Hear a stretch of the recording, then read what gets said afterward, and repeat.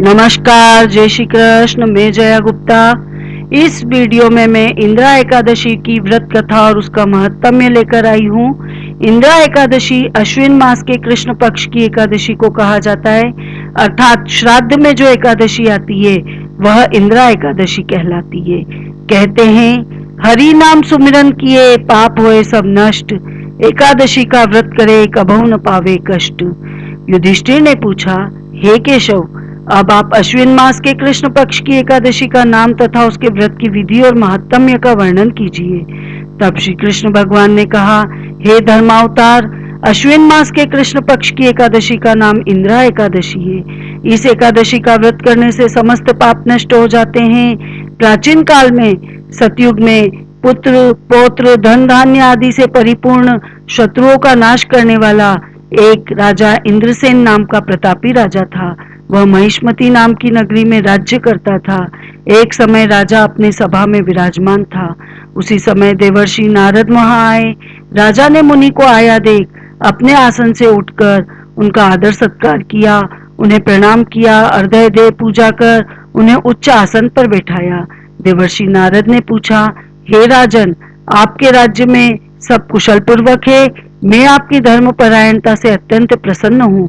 तब राजा ने उत्तर दिया कि हे देवर्षि, आपकी दया से मेरे राज्य में सब कुशल पूर्वक है और आप ही की कृपा के कारण मेरे यज्ञ आदि सभी सफल हुए हैं।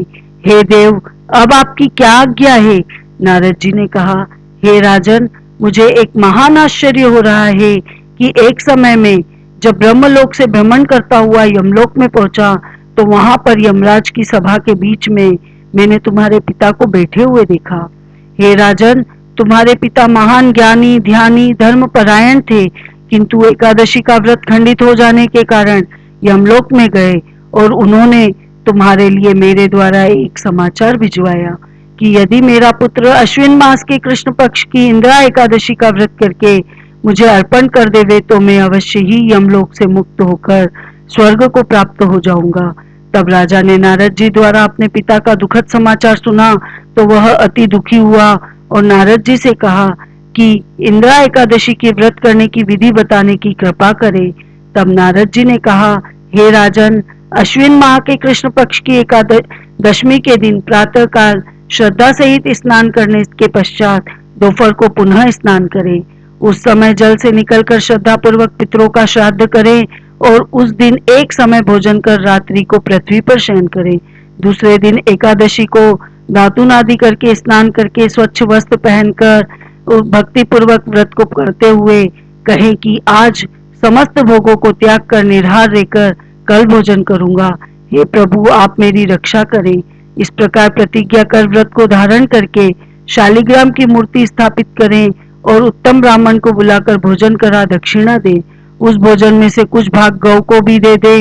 तब विष्णु भगवान की पुष्प धूप दीप नैवेद्य आदि से पूजा करें और रात्रि को भजन जागरण कीर्तन करें। तत्पश्चात दूसरे दिन अर्थात द्वादशी के दिन बंधु बांधुओं सहित मौन रहकर भोजन करें। हे राजन, यह सब इंदिरा एकादशी के व्रत की विधि है। यदि तुम इंदिरा एकादशी के व्रत को करोगे तो तुम्हारे पिता अवश्य स्वर्ग में वास करेंगे। इस प्रकार राजा को उपदेश देकर नारद जी वहां से अंतर्ध्यान हो गए। तब राजा ने इंदिरा एकादशी के आने पर उसका विधि पूर्वक व्रत किया तथा बंधु बांधुओं सहित इस व्रत को करने से आकाश से पुष्प वर्षा हुई। तब राजा के पिता यमलोक को त्याग गरुड़ पर सवार हो स्वर्ग को चले गए और राजा इंद्रसेन भी इस व्रत के प्रभाव से इस लोक के सुख भोग कर अंत में मरने पर वैकुंठ लोक को गए।